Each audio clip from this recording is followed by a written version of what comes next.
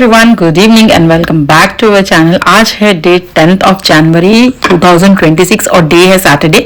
मैं, मम्मी और रूही जो है वो मेरी गाड़ी पे निकल चले थे क्योंकि हमारे यहाँ पर जो है पुलिस ग्राउंड में वहाँ पे एक कन्वेक्शन हॉल है जहाँ पर नीचे संक्रांत का एक छोटा सा एग्जीबिशन लगा था।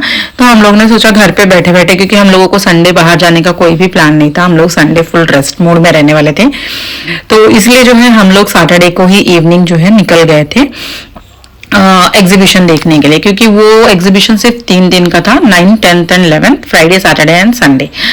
तो मैंने सोचा कि थोड़ा बहुत जो है फास्ट फॉरवर्ड में आपको हमारा चंद्रपुर भी दिखा दूं। तो यही है चंद्रपुर, जो इवनिंग टाइम में ही नहीं, मॉर्निंग टाइम में भी रश होता है, पर इवनिंग टाइम में कुछ ज्यादा ही रश होता है। तो यही है छोटा सा। और वहां जाने के बाद हम लोगों ने एग्जीबिशन में क्या क्या किया, क्योंकि वहां पे ना बहुत ज्यादा स्टॉल्स तो लगे ही थे, उसके अलावा जो है वहां पे फूड स्टॉल्स भी थे।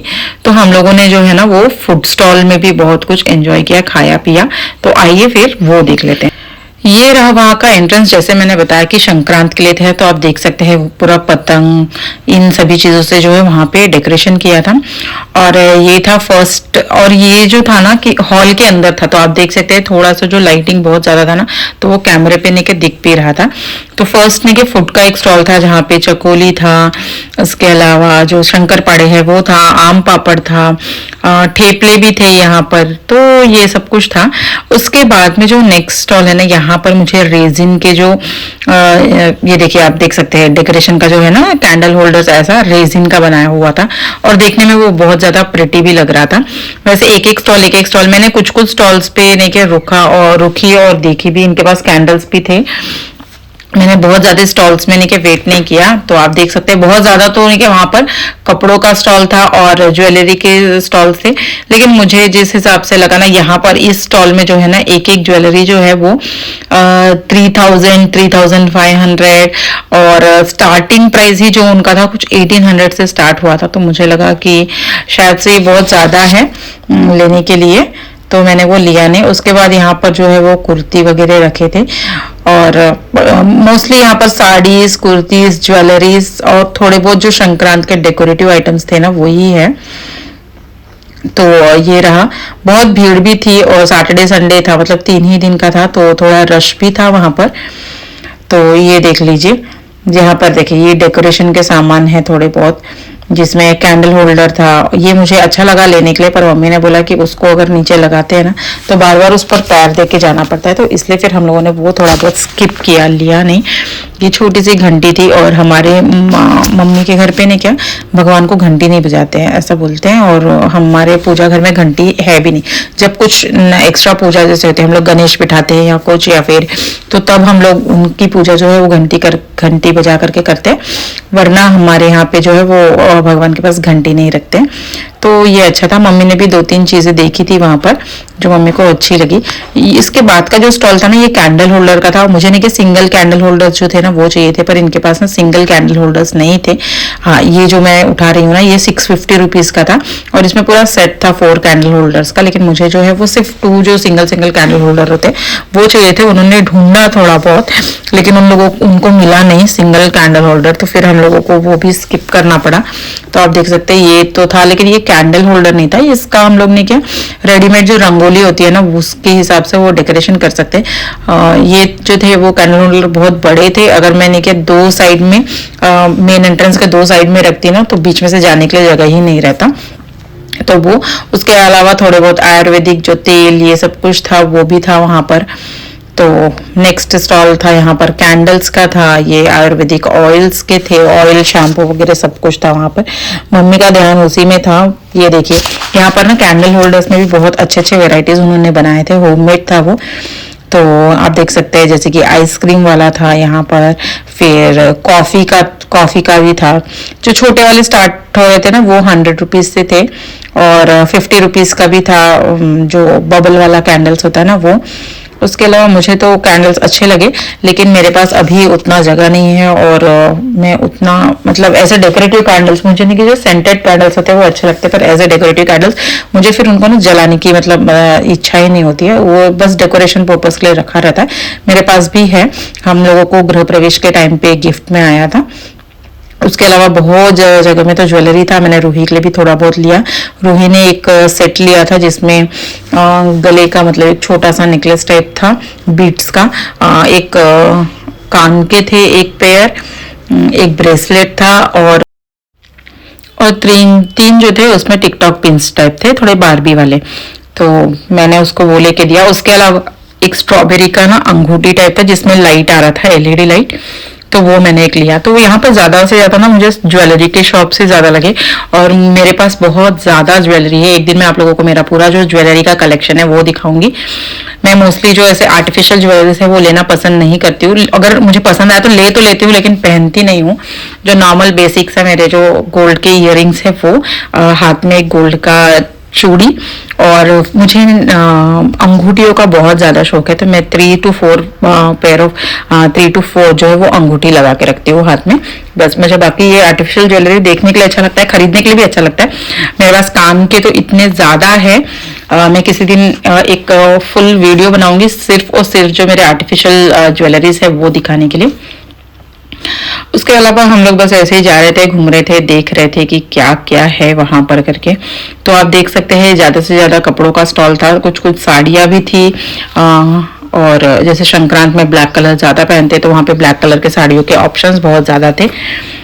यही दुकान था जहां से हम लोगों ने रूही के लिए जो है ये खरीदा। मैंने रूही को बोला था जो वो लाइट वाला जो बो है ना वो भी लेने के लिए, पर उसने वो स्किप कर दिया, उसने नहीं लिया। इसी शॉप से हमने उसके लिए जो है वो शॉपिंग कर लिया।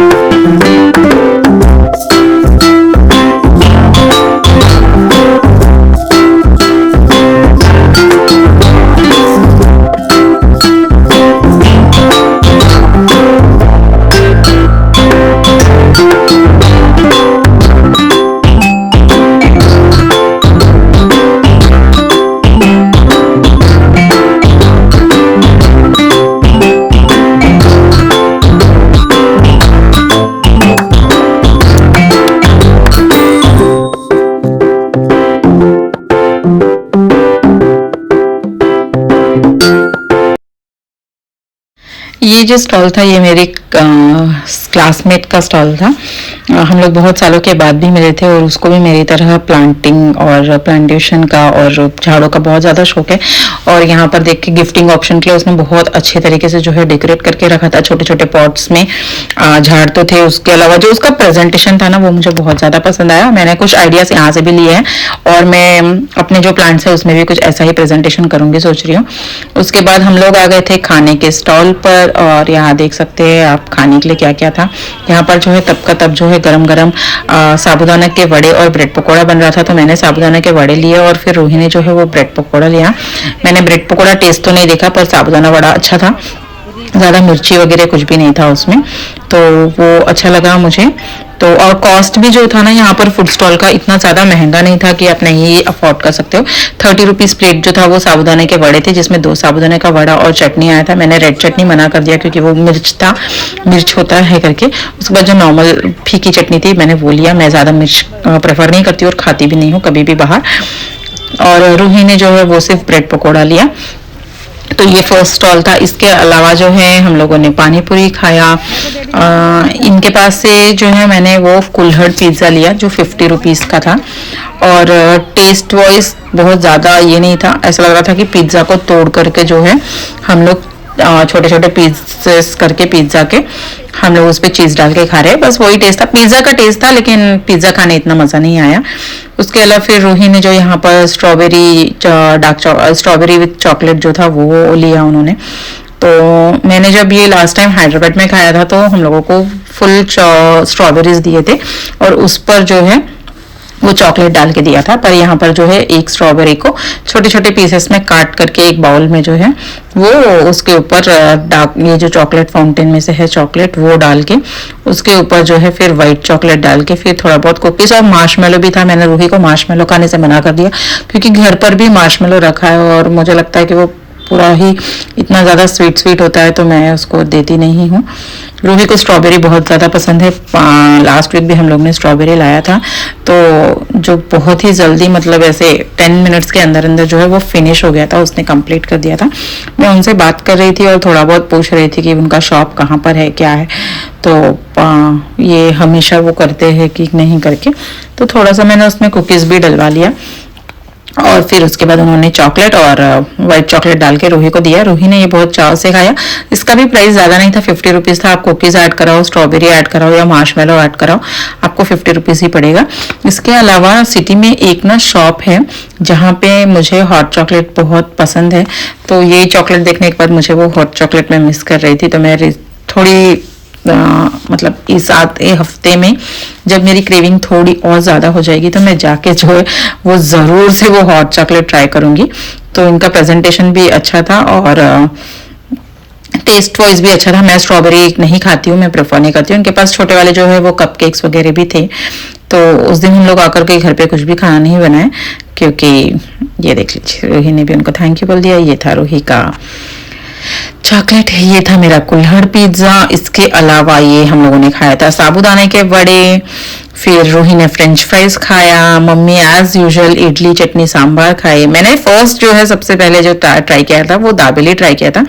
यहाँ से जो है हम लोगों ने क्या ऑर्गेनिक वाला ये खरीदा। यही है मेरी फ्रेंड जिसका वो प्लांटेशन का जो मैंने बोला था ना वो है, और बहुत सारे लोग बाद भी मिले थे हम लोग। तो बस ये वीडियो यहीं तक के है। Thank you for watching.